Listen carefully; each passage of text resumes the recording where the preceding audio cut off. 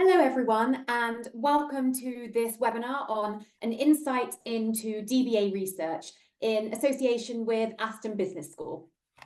My name is Melissa Oliver-Jolly, and I am the Membership and Account Manager at Amber and BGA. I'm looking forward to an hour of really interesting insight, and shortly I will hand over to our speakers, Aston DBA Director, Dr. Geoff Parks, and Ariana Danquah, a current DBA student at Aston Business School. Before we start, just a little bit of housekeeping. We want the session to be as interactive as possible, so if you have any questions, please just add these to the question box for us to answer live at the end of the session. And if you miss anything, please don't worry, because the recording will be available in the post-event comms and within the Amber and BGA membership areas. So without further ado, I will now hand over to Geoff and Ariana. Thanks, Melissa.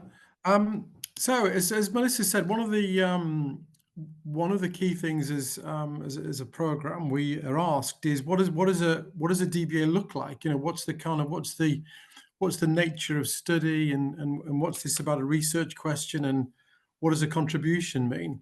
And in this, which is the third of our Amber webinars, I thought it would be quite a good idea to look at a live DBA and to see exactly what this, what's the nature of inquiry, and what is a DBA that's towards the end of its approaching the final viva. What does it look like?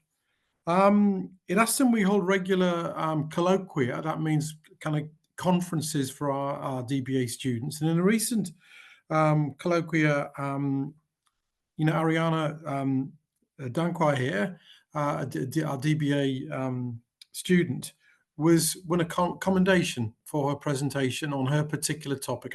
Ariana's approaching, as I said, the end of our DBA studies. And I thought it would be a good idea for Ariana to come along today and present her work, so you can see what the nature of Ariana's research question is and how she's gone about answering that question and making this thing called an academic contribution. I'm sure there'll be lots of questions. I'm going to keep my eye on the chat box as Melissa said, and what we'd like to do is, I'm sure you'll have some questions on Ariana's presentation. But at the end, I'd like to just look, and Ariana and I will have a little bit of a conversation about, how she went about, developing a research question, the process of inquiry, what she found interesting, where were the challenges, and these kinds of issues. And perhaps if we've got time, at the end, I'll also ask Ariana just to comment on, why she set out to do a DBA originally, why Aston, and what are some of the issues that she's going to consider moving forward as a DBA graduate.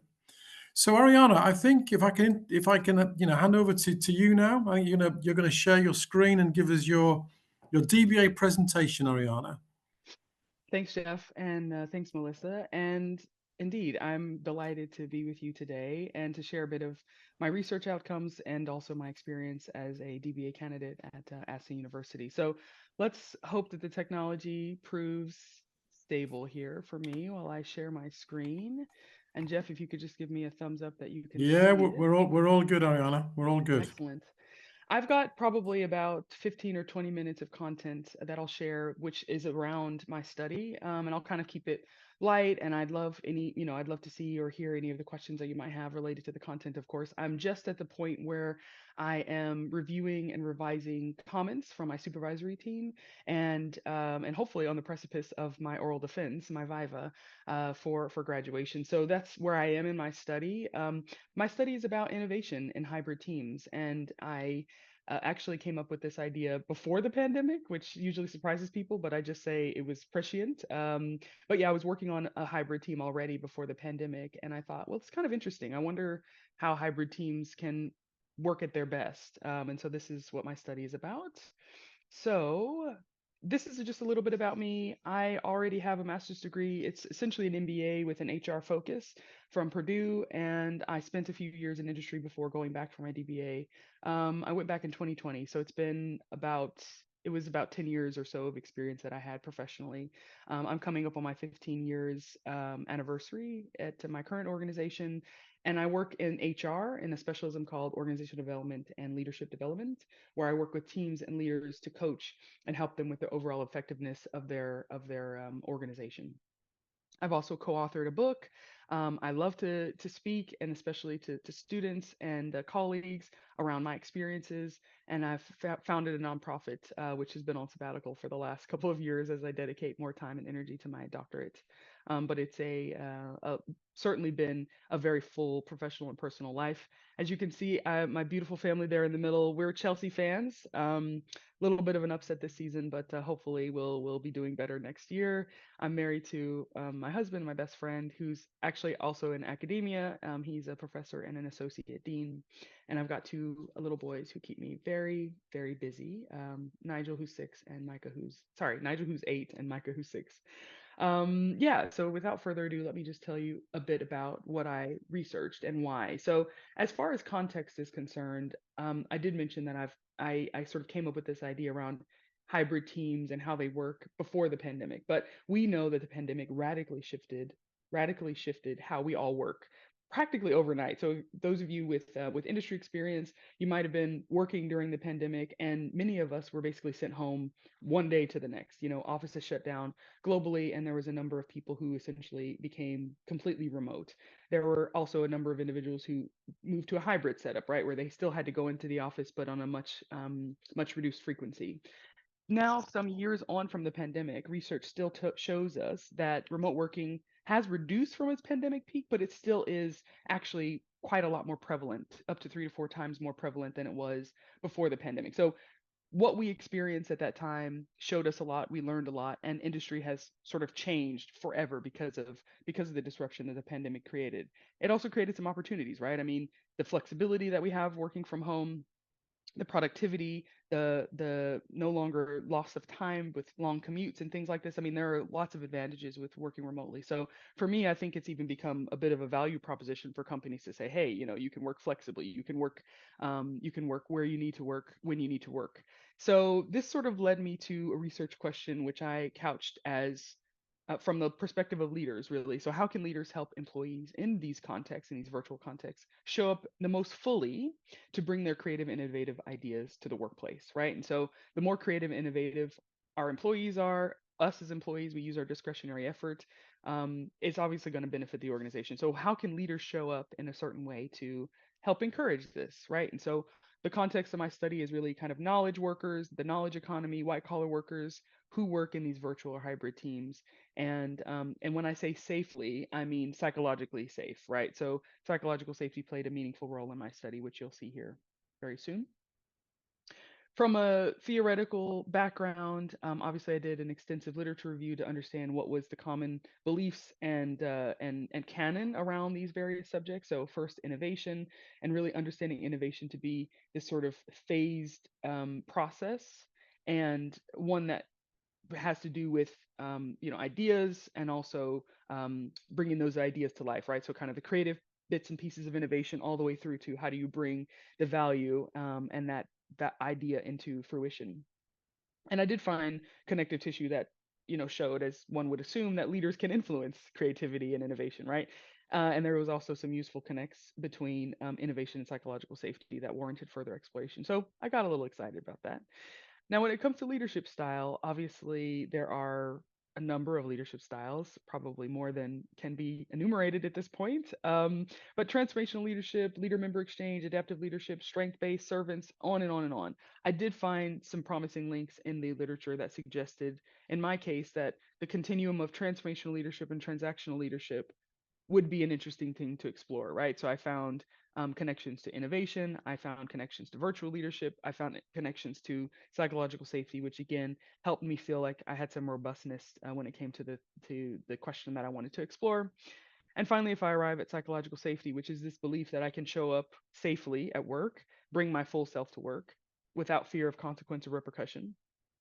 It's shown to improve team climate, interpersonal relationships, employee retention, voice behaviors, which is, people feeling free to speak up, learning, on and on and on. And so this idea of integrating psychological safety when you have virtual teams fascinated me, right? I mean, trust is hard to build even in face-to-face relationships. How much harder might it be to build in these virtual relationships? And I had a suspicion that psychological safety would warrant some meaningful impact on that relationship between leadership style and innovation. So my research gap appeared to be, while there is extensive research that's been conducted on these discrete areas, there are some connections between these areas. Mostly what I found was in the traditional setting, the traditional face-to-face work setting, intact teams who are co-located. I didn't see nearly as much in the context of virtual teams, which became my research gap. So how did I operationalize my study? This is more of a quantitative study that I conducted, and so operationalizing my variables was really important and is really important. So you can see here on the screen how I kind of broke down the discrete elements of the variables that I wanted to study. So psychological safety, which I already mentioned, is this belief that I can bring my full self to work. It's been captured on a validated scale, so that helped me out quite a lot. And there were numerous studies that I could look to, but the scale that I ended up going to was from kind of the founder of psychological safety, Amy Edmondson, out of Harvard University. For leadership style, again, I focused on transformational leadership and transactional leadership. I didn't really see anything promising around passive or avoidant leadership, which is essentially non-leadership. So really the continuum and the questionnaire that I used had to do with how transformational is this leader, how transactional is this leader, and it broke it down into various dimensions. And I used a validated scale for this as well. And then finally, innovation, which I already talked about, being kind of this phased process. I found a really great study that talked about innovative work behaviors, which of course are a little bit more discernible and observable. And it talks about sort of this phase between idea generation, the ability to promote your idea, and the ability to realize your idea. So this is how I operationalize the variables in my study. From a theoretical framework perspective, this is sort of just a fancy way of elaborating on how my variables relate to each other. Of course, you see here that I've got kind of the hybrid context as the boundary condition here. My first hypothesis had to do with leaders being more transformational, and that likely having a positive influence on innovative work behaviors. And so you can see the line there from transformational leadership into innovative work behaviors. For transactional leadership, my belief was that I'd see a lower frequency in IWB for transactional leaders. So leaders who are more transactional will have a lower frequency of innovative work behaviors in their teams. And then finally, how does psychological safety actually moderate that relationship? And in my belief was that it would be a positive moderating variable for the relationship between leadership style, and innovation. Just quickly about how I approached the study. So I mentioned already, it's a quantitative method that I used, and I really actually had a great firm that I worked with, a pretty top firm in terms of size and scope and scale. So top 100 FTSE, 100 company. I recruited in the context of that company virtual and hybrid teams in the projects and technology space. So teams working on large capital projects, teams working on research and development and innovation already. And I did it via an online survey. In the end, I was able to get 31 teams and almost 150 colleagues or employees to participate in the study. And there was quite a broad demographic variety in terms of those who participated, which I'll share more about in a minute. But as far as the analysis is concerned, I had a pretty big learning curve. I mean, I'd done quantitative and qualitative research back in my undergrad and even graduate studies. But for this, because of the way that I wanted to get my data, I needed to actually learn an entirely new coding technique and this idea of multi-level regression modeling. So modeling the teams sort of against each other because they're not non-independent. So I didn't just go out and send the same survey to a bunch of random people. Because I picked teams, the teams are likely having similar experiences because they all report into the same manager, right? And so because of that non-independence, I needed to use a different technique, a different analysis, a tool, and everything like that. So lots to learn as far as the analysis was concerned, but it was a really rewarding experience.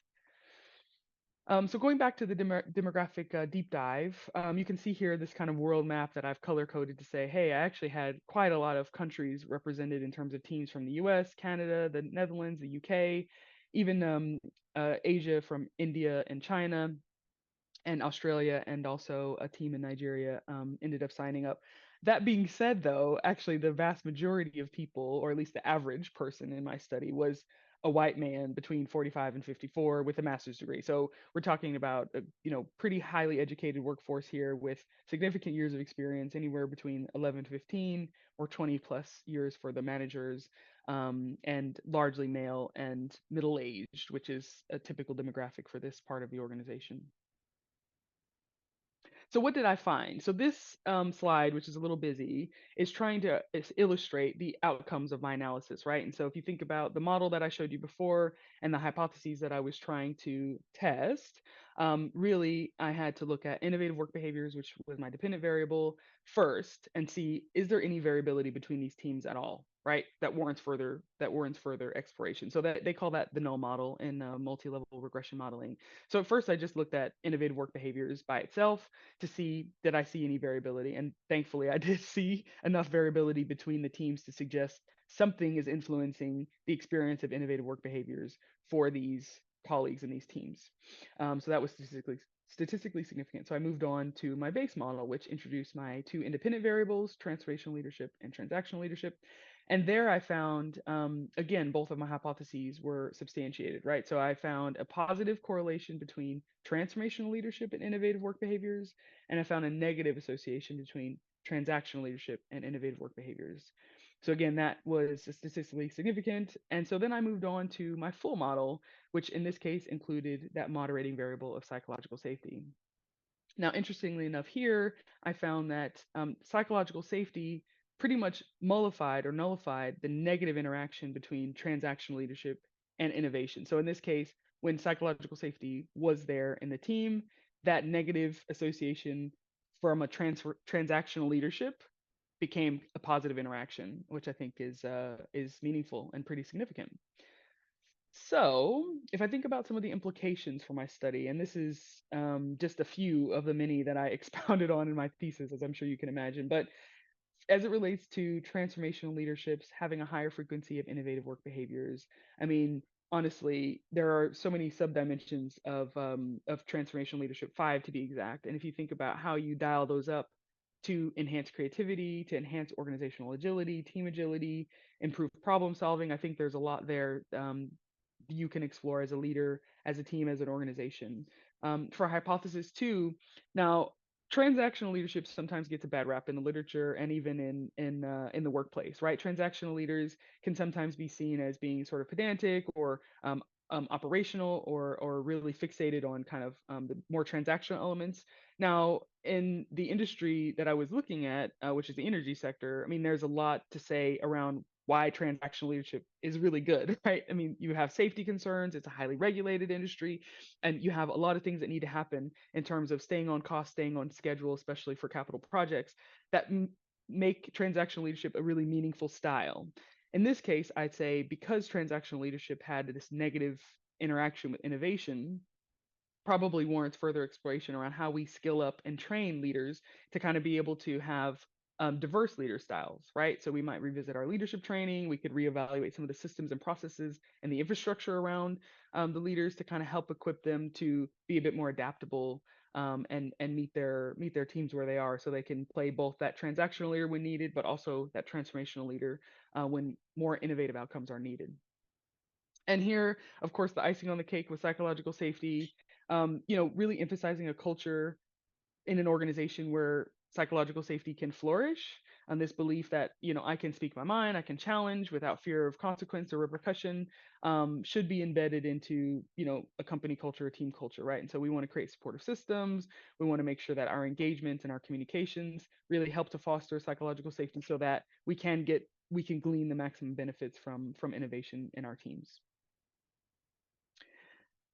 Because I'm a glutton for punishment, I was still a little bit more curious, right? So I sort of was able to substantiate my core hypotheses, but I mentioned there are subdimensions to these leadership attributes, right? So transformational leadership has 5 subdimensions, transactional leadership has 2, and I thought to myself, could there be certain aspects or certain dimensions of these leadership styles that actually help increase innovation more or less than some of the others? So I did a supplementary analysis, which helped me see a couple of things. As far as transformational leadership is concerned, there are two aspects that seem to be more heavily positively impacting innovative work behaviors, and that was inspirational motivation and individualized consideration.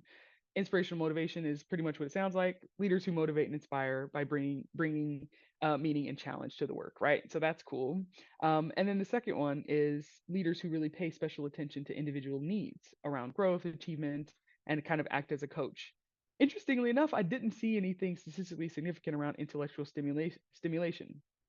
It could have been my sample size, or it could have been that actually that isn't a really meaningful antecedent for innovation.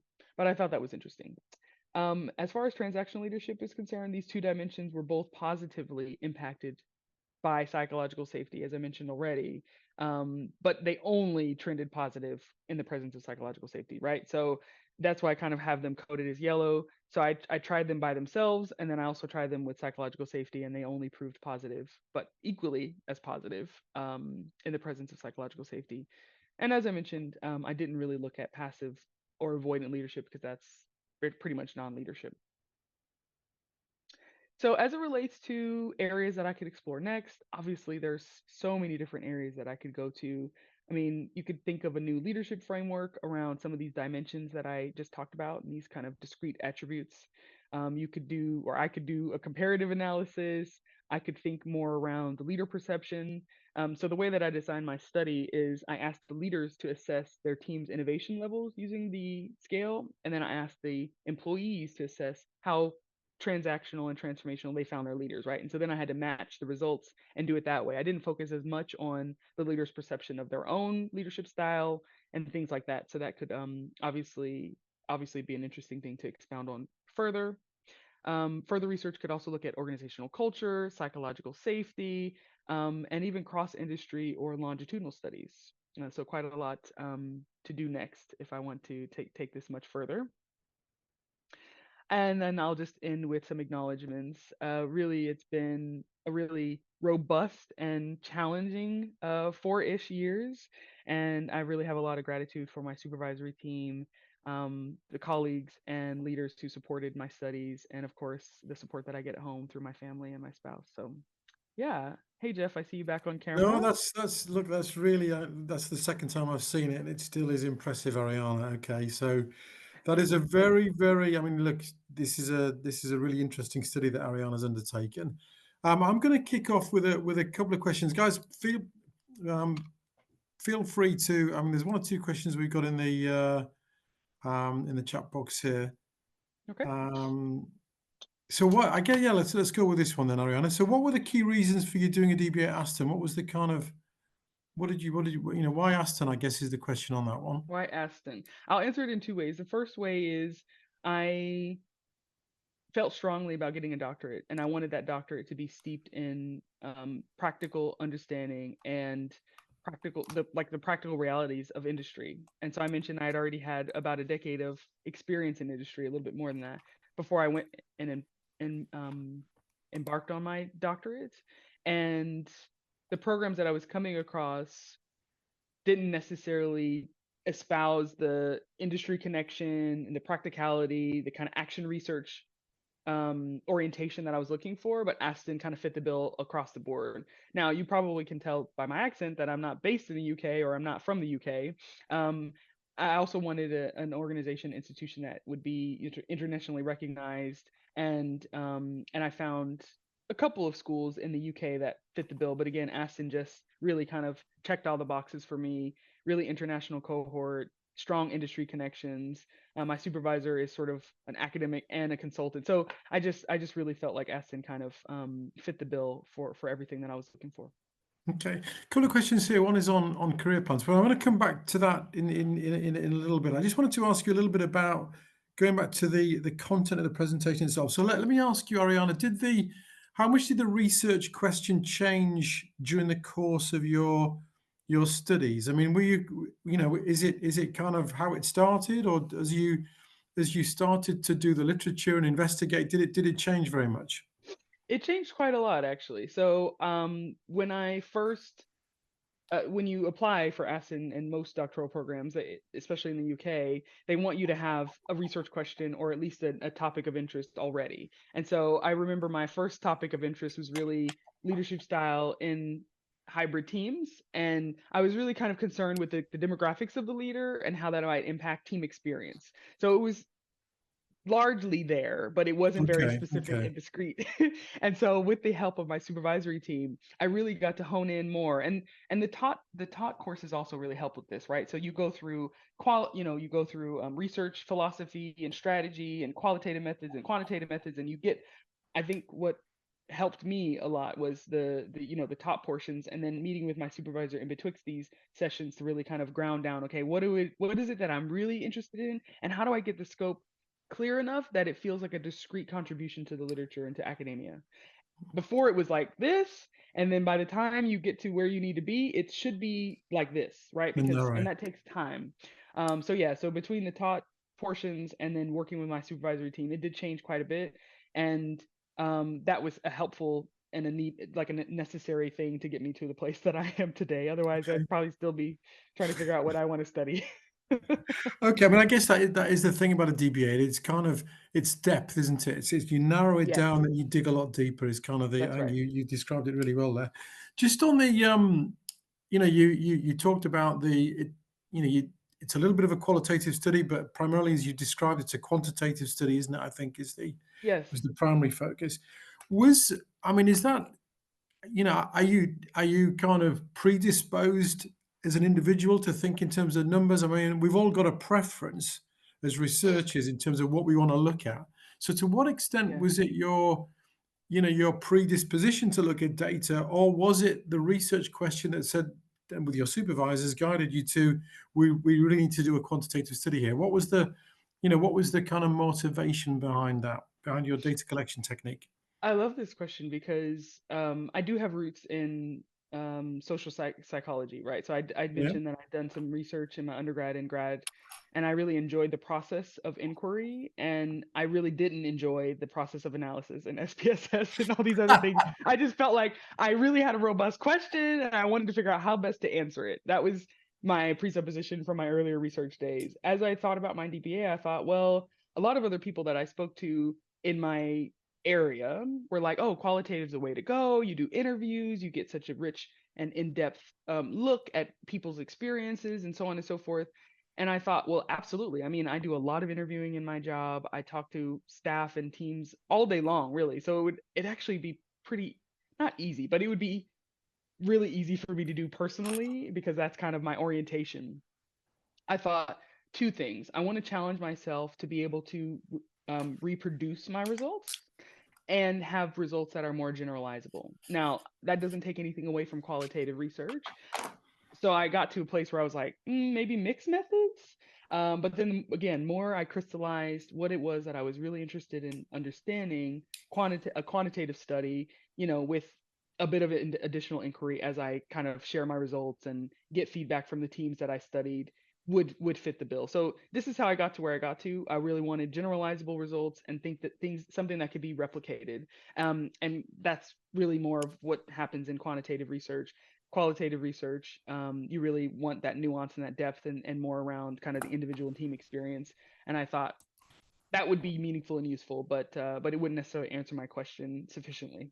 Okay. I mean, I know one of the things which I know prospective students sometimes find a bit scary that, they look at a book on SPSS and think, oh my God, how the hell am I going to get to grips with everything that's in there? But actually, you Yeah, described quite well, you looked at, maybe one or two techniques, regression analysis, or whatever you decide to yeah, go at. So it is a little bit, isn't it? I guess you'd say, which is the research methods course in the taught program is giving you a breadth of different techniques you yeah, can use. But that's when right. it comes to your particular problem, you're only going to use maybe one or two of those, aren't you? To That's kind of, right. Well, okay. and I think it all goes back to sort of philosophy as well. I mean, there's an ontology to these Yeah, things, there's an epistemology, and like you said, there's a personal affinity likely yeah. that one will have anyway. And so yeah, all of those things considered, you kind of get to where you need to get to. But certainly, I feel like at least from the perspective of Aston, sometimes it felt a little laborious, especially alongside, Yeah, busy schedules and stuff. I was yeah, like, yeah, do I yeah, really need yeah. to know all this? But, in the end, you have a lot of rationale and a depth of thinking as to why you took a particular approach, which again helps with the sort of academic rigor of the Mm, process. mm. And that gives you confidence, doesn't it? Because ultimately, when you get That's into right. that final viva, you That's right. want to. If you've got to articulate that story, you need to do it with a little bit of confidence. Let me just turn to one or two of the questions that we've got in here. So we've got Sarah has asked the question: which was the best aspect of the research and project that you felt during the entire course? And any tips to overcome the barriers in the research that others face during their journey? The best aspect of the research and project. Maybe, what did you think? Gosh, that Um, was quite. I really enjoyed that element, or that the conversations, or was it the supervisory, or was it? I mean, you talk a yeah, lot about the intellectual curiosity. I think comes across in your yeah. presentation. I mean, what were the real upsides on reflection, on hindsight? I think to tie back to the one of the things you just said around confidence, as a professional person, we gain a lot of credibility and experience in our various domains through our jobs, right? And for me, I wanted to go deeper, and I wanted to understand more around some of the supporting mechanisms in the theory that support the work that I do every day. And that's not necessarily how everybody works as a professional, and that's fine. But for me, just that idea of being able to go deeper and have more acumen professionally was really gratifying, and is really gratifying to me. It's given me a lot of confidence. And I've found that you do create relationships in the cohorts, so that's a meaningful aspect of it. You sort of in it together. So we've got like a WhatsApp chat, and a few of us reach out to each other every so often just to check in how things are going. Many people have families, everybody's working professional, they're doing this part-time, and so the relationships that you gather over time are really meaningful. And the supervision too. I mean, we've met now, I don't know how many dozens of times over the years, and there's been challenge and there's been encouragement. So it's really the kind of the totality of the experience that I would say has culminated, or hopefully will culminate in very soon, me saying, hey, I'm a doctor now, I'm done. um, but I think all told, um, you make it what it is. You make it meaningful, and you really have to have a lot of personal drive and conviction, I think, to also do it, especially part time. Mm, mm. Like you said, like you saw, I'm a wife and a mom, and these are duties that I put above, professional and student and things like that. And so how you balance all of that, I think, is also a really meaningful learning experience as well. So hopefully I'm answering the question. Yeah, no, no, absolutely. So, and just maybe, you mentioned supervisors there, Ariana. I mean, they are key, aren't they? And it is something which I guess in an MBA or a completely taught program, you kind of go through module leaders, and they impart their knowledge, and you do an assessment, you move on to the next one.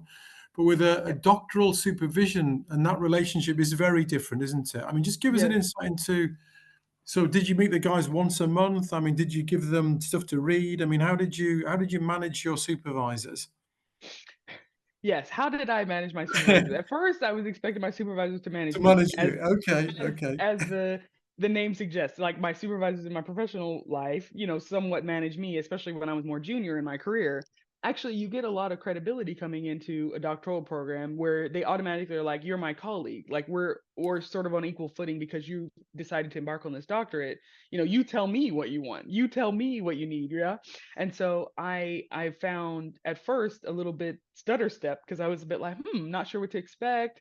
I mean, everybody was very gracious with their time and energy and their advice, but I was also like, okay. And so it took me to say, I need you to be a little bit more hands-on. I'm juggling a lot. I need you to be a bit more directive and help me to think through, like, what milestones do I need to get to where, if I'm trying to complete this by X date, like I just wanted them to be really in it with me, and I kind of had to ask for that early on. And so everybody's different, right? And the supervisors that you get are probably going to have different working styles. I know there's some supervisors really hands-on, and they're like, where's this, where's that, and like, let's meet every other week. My supervisors were a little bit more happy to take direction from me.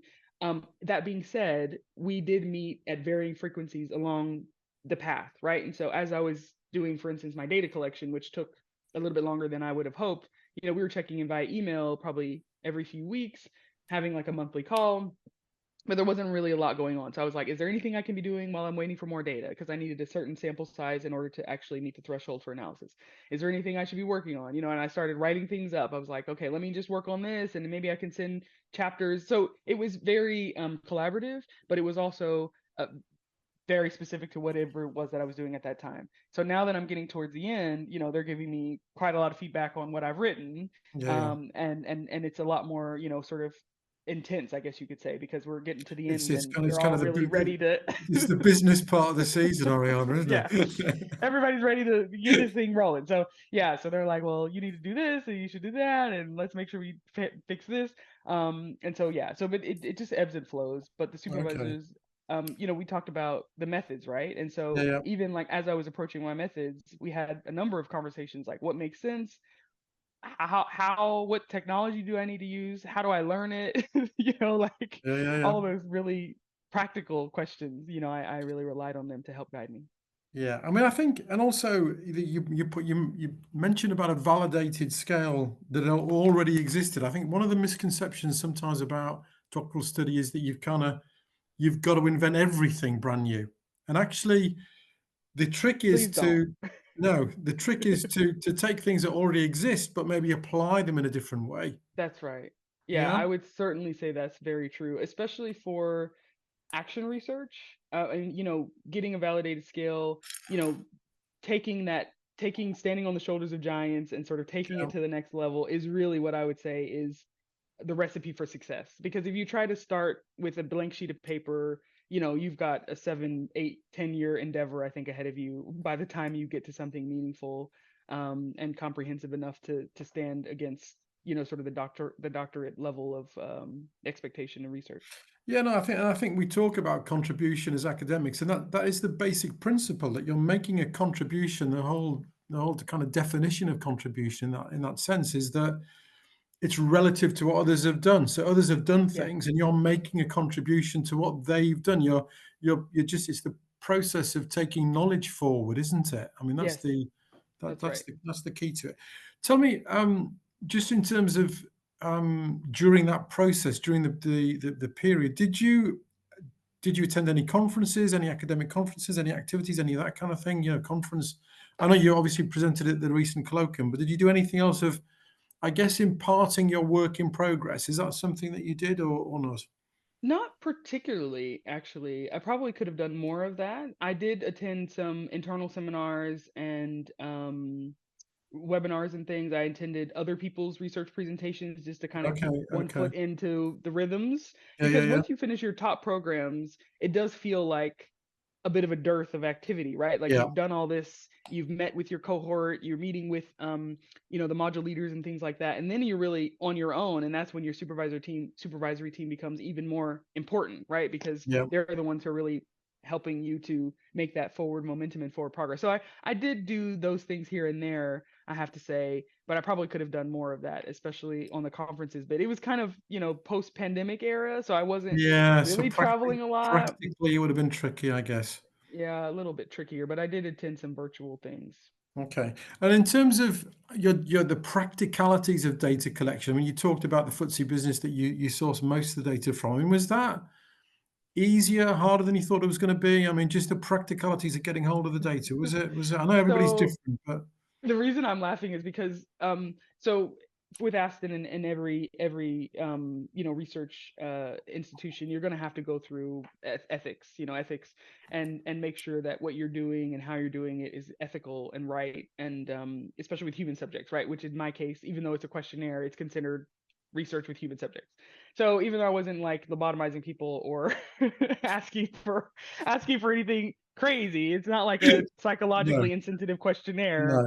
no, It no, still was no. quite a rigorous, you know, There was no approach to no say medication required, was it? All no, right. no, hopefully not, no. But and then subsequent to that, or I guess almost simultaneous to that, I needed to get you know, sort of ethics and compliance sign-offs and sponsorship within the company that I did. So that Okay. ended up being lengthy just to kind of check all the boxes and get through the red tape. I was like, oh yeah, I mean, it's a questionnaire. Like I fill in the, you know, the guidance. My supervisor checks it. I send it over to the program office. I make sure that the organization is aligned. Go through whatever standards protocols they have. maybe a month max. It was like 3.5 months. So there was that, and then actually collecting the data. So I had to do a recruitment phase where I went out and talked about, really by email, but I talked about what is the research, what are the aims, and you don't want to give away everything, right? Because you don't want to sort of prime your subject. So you give them just enough to say, do I want to opt in? Do I not? And I talked to leaders and I talked to teams, and I had to do that several times to kind of turf up enough teams to make my study, like make the analysis actually happen. Um, so there was that, and that took probably a good 5 months. I was like, oh yeah, 3 months. I'll just send reminder emails. It should be fine. The organization ended up going through quite a lot of change in that time. So it basically doubled the duration that I thought it was going to take to get a substantive number of participants. And then you get to the analysis where you're like, well, finally, I've got everything I need. So like I can just analyze this, crunch the numbers, 2 weeks max. Absolutely not. I mean, I told you about my learning curve. I needed a tutor to help me get the basics in our Yeah. studio, and then Yeah. learn. Okay, and that was after my supervisor was like, well, we could try this, or we could try this, or we could try this. And then I had to go and look at what those techniques involved, and did I have the thresholds? And yeah. So then another 3 months, so again, all told, it's like a year to get the approvals, get the sponsorship, get the data, and then figure out how to analyze it. So now here we are, I'm in my 4th year, and the writing part, because I was kind of writing along the way, which I would highly recommend, turned out to be almost the most rewarding part of it, because then it was like I could consolidate. You go back to the previous literature review you did before, because you have a interim report, right? So you have your qualifying report. So you go back to the literature review, what's changed, what's come out in terms of new literature, new understanding. You kind of update that, and then you get to the point where you can actually really consolidate on what have I found and understood about everything that I've done. Who am I now that I didn't recognize 2 years ago? I mean, that part was almost a journey in and of itself. So it took me probably like a month to write it up. But yeah, just the process of data collection, everything, it really, I would not underestimate that. No, I'd agree with you from my own experience. I had a very similar experience to you. I mean, in terms Mhm. of, I mean, one of the questions from we've got here is the duration of the DBA. So the Aston DBA is 4 to 6 years long. Sometimes people do complete in less than 4 years. It's quite rare, and we need a waiver of regulations to do it. So it is a 4 to 6 year program. Ariana, did you kind of at what point did you start to look at the end points, look at the finishing point and think, right, okay, so this is where, I know I did when I did my DBA, I kind of, I thought, I don't know, maybe after 2 years or so, I thought, right, okay, so I had an eye on even a graduation ceremony. I thought I'm gonna aim for that point. How do you close it out, I guess is my question. That's a great question. I'm grappling with Because it you can as we go on speak. forever, can't you? You could literally go on forever with this kind You of literally, academic well, inquiry. and this is the thing too, is I started out with this big idea of what I wanted to tackle and what I wanted to explore, and I'm a very curious person, and there's no shortage of things that I'm curious about. And so getting to that very granular contribution, and then recognizing that this is not my life's work. It's a meaningful contribution, but it's not my life's work. And once you ground down on that, then you say, I need to complete this. And then I have the rest of my life for academic inquiry, quite frankly. I could explore any and all kinds of things after I finish this particular study. So that was the first thing. The second thing is I told myself I wanted to finish the bulk of it in 4 years. I just, even though it's part-time, I recognized that was going to be a Herculean task alongside full-time work and momming and wifing. But I said my particular goal is 4 years. And so yeah, so I'm in my 4th year. I've got my thesis, that I'm drafting. I just need to schedule my my oral defense once my supervisors are satisfied with my thesis. And yeah, I'm hoping that it will be by the end of this year that everything will be done and dusted. So that was just a combination of my own personal belief and kind of trying to say, okay, I got to put some kind of parameters on this thing, otherwise, Yeah. you No, know, no, no. I think you're absolutely spot on. And choosing an examiner, are you at that stage yet, or just have you got short of it, just just short short of of it? that Okay, stage. okay. Because yeah, I guess that's all about and again, your supervisors will have a big input into this, won't they? But Yes, finding somebody who is familiar with your work and familiar with the topic and right. those kind of issues. What about any tips for academic journal reading? Because I mean, they can be quite dry, and they can be quite, kind of sort of esoteric in lots of ways. I mean, any tips on when you're trawling through, how am I going to make a contribution in this particular piece of work? What's been written before? How did you go about getting to grips with the literature? Did you kind of develop a technique, or how did you go about doing it? Yeah, that's a good question. So there was a one of the earlier modules, it might have been 101 or 102 or very early on, they do give you some suggestions and feedback around how you kind of navigate the literature. Now, I wasn't a stranger to academic research, as I mentioned, but I also had never done sort of a piece of work of this size. So I got into a good habit of trying to kind of summarize everything that summarize everything that I had read if it met my main criteria, which is, was it about innovation, was it about leadership style, was it about psychological safety? So once I kind of found, and this is the keyword searches, I mean, it's not really rocket science, right? But you go to Google Scholar, you go to the academic libraries, and you kind of check to see, okay, what is already out there, what's referenced a lot. So like I would read papers and then go to the references and then see who they referenced, and you kind of do a lot of this kind of cross tabulation as you're sort of trying to find your way around your study topic.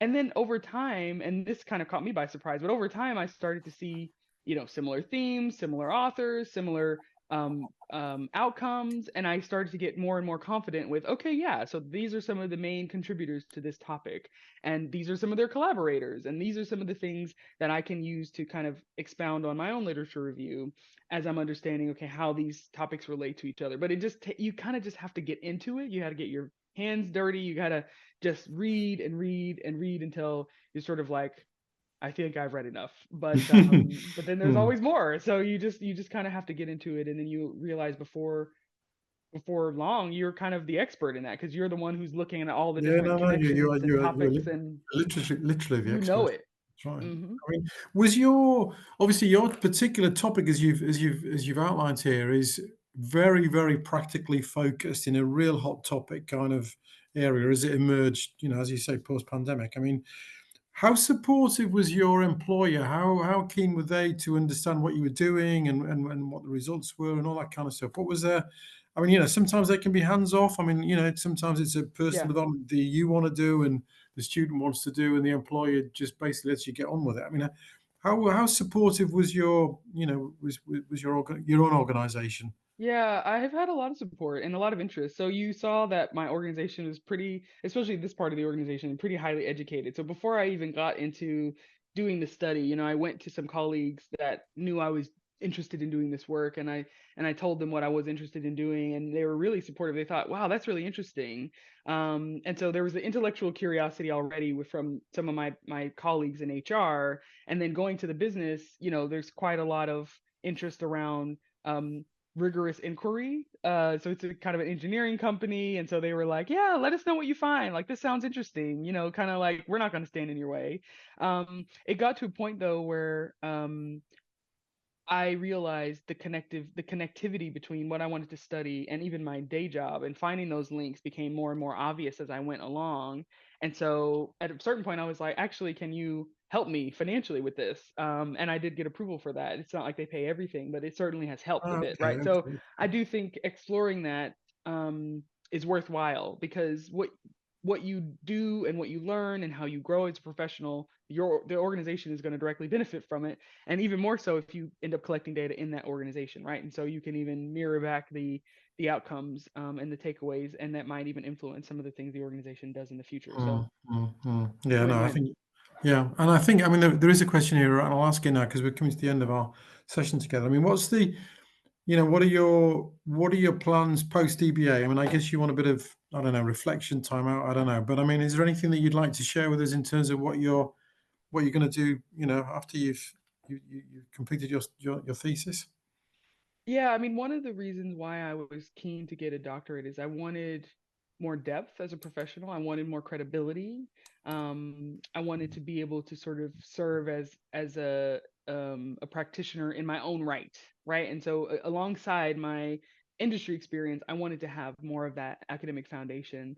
And I do think the process of inquiry and studying and sticking with it has proven to be quite useful and resourceful. And in fact, I'm I think I have a lot to credit my Aston, degree with. Again, hopefully it's coming soon. But just the process and experience of it has already changed how I'm seen in my own organization, right? And so people really respect me as an individual, as a professional, as a researcher. They sort of are like, wow, like you've been able to do this alongside your job, and then even the insights that you bring into the work, like everybody's excited about that, right? So it's giving me professional credibility, even more professional credibility, and I imagine that will translate into being able to consult outside. I've always liked being in the academic environment, right? And so I've done guest lectures in the past, and I certainly love contributing to kind of the next generation of professionals and researchers and things. So, I aspire to probably do some part-time professorial work. I don't know if I want to pursue a full-time research career. That doesn't necessarily seem like for me necessarily. I said I'm married to an academic and I love him dearly. But the grant writing process and all this, I'm like, I don't know about that. Yeah. But yeah, being able to, to teach and to be in an environment where there is a lot of, inquiry and curiosity about what's going on, but then that's steeped heavily in the practical realities of industry. I think that's going to be part of my career forever. So, long story and a long way of saying, actually, I feel like the DBA gives me a lot of independence to do whatever it is that I want to do. I can speak, I can write, I can teach, I can consult, and alongside my professional experience, I think really the sky's the limit. And so I look forward to just kind of doing what feels right those next stages, Well, that's I mean, and growing over time. yeah, that's a great answer. I mean, and what about I mean, just maybe reflecting then on, kind of the last 4 years. I mean, what were the key challenges? I mean, what were the kind of hurdles that in hindsight, as you approach the end? I mean, what's been the key hurdles? I mean, was it? I think, No, go on. yeah, I'd say sticking with it. I mean, I've never wanted to give up because I have a lot of self conviction, but I also have a really great support system. My spouse gets it, and he understands what it takes. And so just having that kind of encourager beside me, but then also just having that sort of like, this is something that I want to do for me, regardless of my professional outlook. I'm not expecting like a triple promotion once I say I'm a doctor now, like at my organization. It really is for me, and I can take it anywhere. And so that's meaningful to me. But I think in terms of the challenges is really prioritizing and reprioritizing and reflecting on how it fits into everything else and who I am and who I'm trying to be. And so giving it time and space, but it's not like you're going 100% for 4 years, right? It's got ebbs and flows. And I think recognizing that it's a marathon and not a sprint. In industry, everything is sort of like, hurry up, need it now, needed it yesterday, actually. Let's go, let's go, let's go.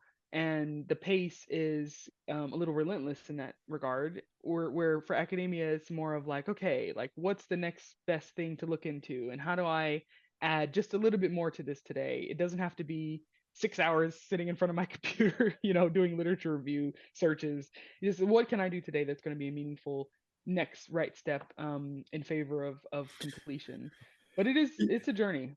Yeah, and I think you described that enough just from my own DBA studies myself. I guess about halfway in, I think I've mentioned this on these webinars before. I put a plan together. I put 2 years worth of activity split into 8 quarters, and I kind of looked forward. And I thought, right, okay, so these are the activities, the discrete activities I need to do to get this job done. And each of those activities I can go on forever, but I'm not going to. I'm going to finish them in that quarter, and then I'm going to move on to the next stage. And I think just having that plan together, as you've described, I think is is one of the key ways of overcoming that challenge. That this looks like a 60,000 word thesis, or however long it is, over a 3 or 4 year period. How do you tackle that? How do you even get to grips with it? And it is that and you've clearly done it. It's back to that eating the elephant in chunks, isn't it? Is what small bites is what you've got to try and do, I think. And I mean, just maybe before I hand over back to Melissa, I mean, here we are with the Association of MBAs. I mean, did you kind of, when you studied your other higher degrees, I mean, did you kind of look forward and think at the time, do you know what? I think I'd quite like to, do a doctorate? I mean, I guess when did you first start to think about it? I got my first degree is in psychology and with a minor in business. And I thought, this isn't going to be enough because there's not much you could do with a degree in psychology, to be fair. So I always knew I was going to go ahead with continuing my education. I did have some exposure to social psychological research, which fascinated me. And so at the time, when I was looking at master's programs, I was also looking at PhD programs. So I thought, let Okay, me just look okay. at both. Let me look at a mix of both and see where I get to. And it ended up being that Purdue, which is where I went, said, we saw that you applied for our doctoral program, but we think you'd actually be an excellent candidate for our Master's of Science in HR, which is essentially an Okay, MBA okay. core with an HR focus. And they said, you can talk with a few of our professors who you probably can also do part-time research with if it still interests you. And then you can bridge into the doctorate if that's what you want. And I thought, wow, that's actually kind of interesting. And really meaningful that they gave me that option. So I spoke with some of the academics there, and I thought, well, this is really cool. So I ended up doing the HR degree, which is 2 years, but I was participating in two studies. So there's two different faculty members that needed some research help, and so I did two different studies with them to just kind of keep me fresh when it came to academia. But I thought the more I saw for the business program, the more I thought it's going to be more impactful and meaningful for me to get industry experience before doing my doctorate. That it just became very obvious to me. So I said, I'm going to go to industry for a couple of years and then I'll come back and do my doctorate. And then you heard me say it took me about 10 years to come back No, just because of all yeah, the yeah, I know, but but I mean, yeah. clearly, you were predisposed to. It's back to that intellectual inquiry, isn't it? It was Yeah, kind of you I thought, wanted to do it. yeah. So look, Melissa, I could talk to Ariana for quite a long time, as you've probably gathered here. So we've got to kind of our hour has come to an end. Ariana, thank you very much. It was great My pleasure. great to see you again. And Melissa, I hope that's been useful from an AMBA and a DBA perspective. Yes, no, it absolutely has. And thank you, Ariana and Geoff, for such a fantastic session. And thank you, Ariana, for sharing such a detailed insight into your DBA research at Aston. And of course, thank you all for joining us and for sharing your questions and your interactions. As I mentioned at the beginning, please don't worry if you missed anything. So the recording and the slides will be available in our post-event comms and within the AMBA and BGA student and graduate membership areas. So thank you again and have a fantastic weekend. Okay, and you. Bye, Ariana. Bye, Bye, Melissa. everyone. Take care. Bye. Bye, Bye, Melissa. bye.